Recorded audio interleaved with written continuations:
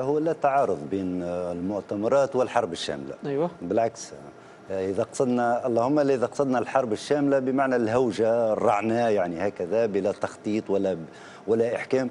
احنا المؤتمر شنو المقصد منه؟ شنو غاية أو شنو وظيفته؟ على الأقل ثم أمرين. أمر أول حاجة إعطاء معنى أو إعطاء صورة نتاع وحدة وطنية حقيقية تكون فيها الأحزاب، تكون فيها منظمات المجتمع المدني، يكون فيها أهل الخبرة والاختصاص في مجالاتهم، وينتهوا إلى إمضاء نوع من الميثاق الوطني ضد الإرهاب.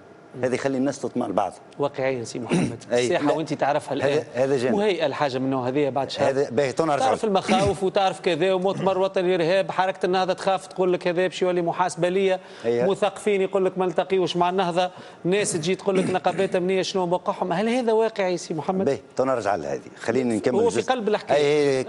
اكيد. والنقطه الثانيه لا فقط مساله اعتباريه ومساله صياغه ميثاق، مساله حقيقيه في وضع خطه. وعلاش احنا اقترحنا مجموعه من اللجان ما نحبش نقول قطاعيه، اما لجان متخصصه باش ما يبقاش مؤتمر انشائي وخطابي. ماناش باش نعملوا سوق عكاظ.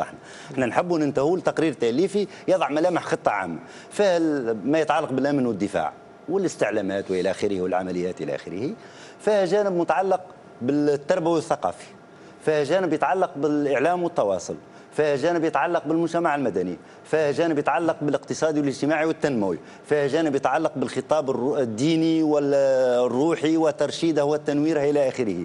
هذه تنتهي الى صياغه معناها تقرير تاليفي ليضع ملامح خطه عامه وشامله لمقاومه الارهاب، لان اللي نلاحظوه تو مع الاسف مع احترامنا للجهد والتضحيات اللي تعمل فيها المؤسسه الامنيه، مع الجهد العملياتي والاستعلاماتي الى اخره، هم يبذلوا في تضحيات كبيره، لكن الى حد الان يعني سياستنا بين ظفرين في مقاومه الارهاب كما سياسه الحكومه في سائر الشؤون يبدو لي اقرب الى تصريف الاعمال واقرب الى ردود الافعال واداره الازمه يوم بيوم.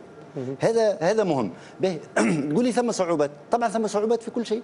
الصعوبات هذه نذكر كانت عندنا صعوبات كيفها او اكثر حده منها في مؤتمر الحوار الوطني، ما نذكر وقتها يعني وقتها ثم كليفاج اكبر من تو بين النهضه من جهه والنخبه الديمقراطيه الحداثيه العلمانيه الى اخره من جهه اخرى، ونذكروا احنا المشادات والمشاحنات. لكن في نهايه الامر تقول لي هذا ثنيه فيها صعوبات صحيح، لكن نقول لك راهو هل ثم ثنيه غيرها؟ ما ثماش. ما ثماش. ها نقول لك علاش ما ثماش. ونقول لك علاش ما ثماش. على خاطر وقت اللي نحكوا على وحده وطنيه، الوحده الوطنيه على المستوى الشعبي الوجداني راهي حاصله، انا مش مشغول عليها، راهو شعبنا موحد، يعني في اغلبيته الساحقه الشعب موحد في مواجهه الارهاب، الا الشواذ اللي ولوا ارهابيين او بعض الشواذ اللي قد يبرروا ولا يسووا ولا يعني يتواطئوا، لكن في عموم الشعب موحد في مواجهه الارهاب. لكن كيف نحول هذه الوحده الوجدانيه الى حاله عمليه والى تعب حقيقيه لمواردنا؟ أنا يبدو لي هنا دور القيادات السياسية والقيادات المدنية.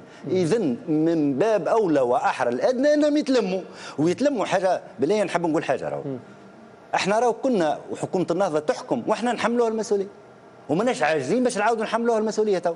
وانا في مناسبات قريبة جدا في الإعلام تحدثت على تراخي الترويكا وسياساتها الخاطئة لفاقمة من الظاهرة الإرهابية وخلتها ظاهرة مستوطنة مش ظاهرة عابرة لبلادنا، ومع ذلك نلقى جزء من الترويكا يقر بهذا.